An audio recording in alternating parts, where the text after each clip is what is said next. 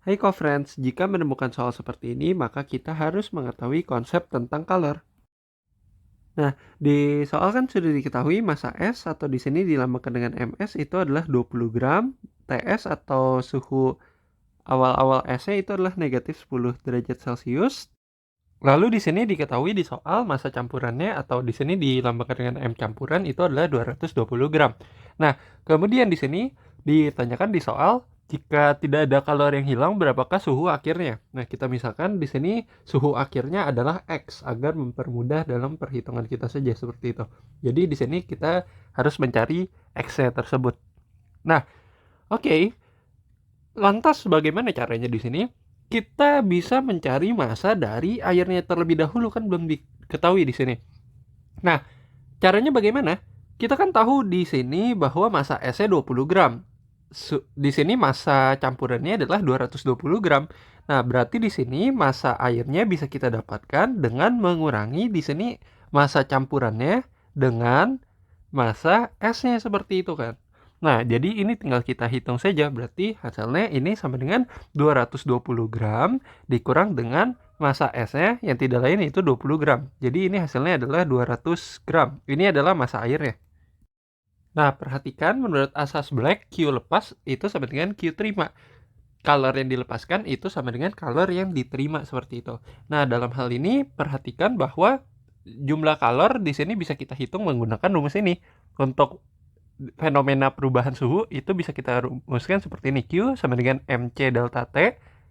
Q itu kalornya, M itu masanya, C itu kalor jenis, delta T adalah perubahan suhunya.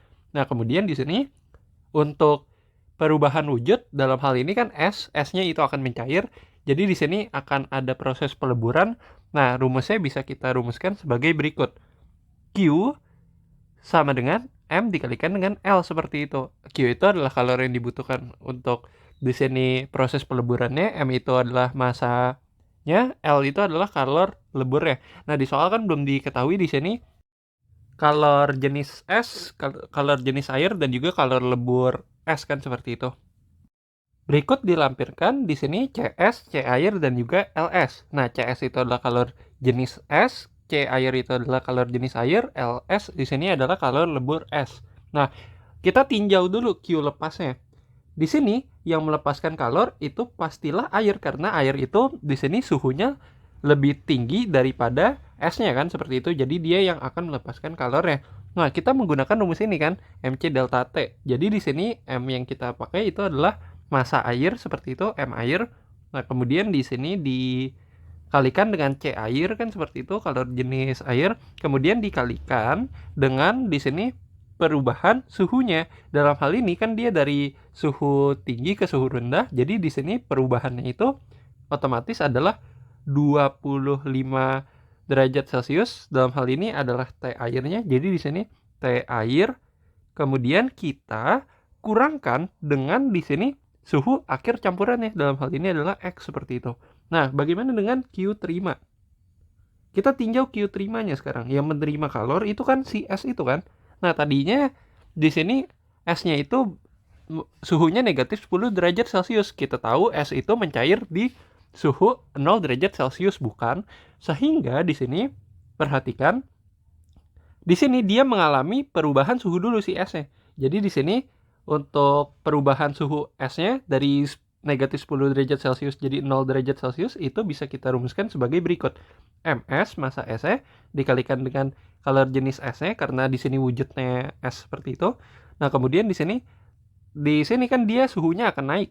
Nah, jadi di sini perhatikan jika suhunya naik berarti di sini kan dia naiknya ke 0 derajat Celcius kan. Berarti di sini 0 derajat Celcius dikurangkan dengan TS yaitu di sini suhu S-nya seperti itu kan. Kemudian di sini ditambah dengan setelah dia S-nya itu berada di suhu 0 derajat Celcius, otomatis dia di situ bisa jika dia menerima kalor lagi dia itu akan melebur kan sehingga berlaku rumus ini di mana ditambah ms massa S-nya dikalikan dengan LS kan seperti itu kalor lebur S-nya. Kemudian di sini ketika dia sudah berubah menjadi air sepenuhnya dia itu akan menerima kalor lagi sehingga di sini suhunya akan bertambah kan seperti itu. Jadi di sini ditambah dengan ms dikalikan dengan, nah kita harus hati-hati di sini. Kita akan pakai C air karena dalam hal ini si seluruh esnya sudah mencair kan. Jadi di sini kita lihat wujudnya sudah menjadi air. Jadi kita pakai C air kan seperti itu. Kemudian dikalikan dengan di sini, nah suhunya tadinya 0 derajat Celcius seperti itu kan. Kemudian dia naik jadi X. Nah, berarti di sini X dikurang dengan 0 derajat Celcius seperti itu.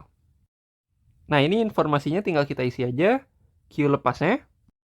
Jadi di sini bentuk seperti ini. Nah, untuk Q terimanya kita bisa tuliskan seperti ini kan bentuknya.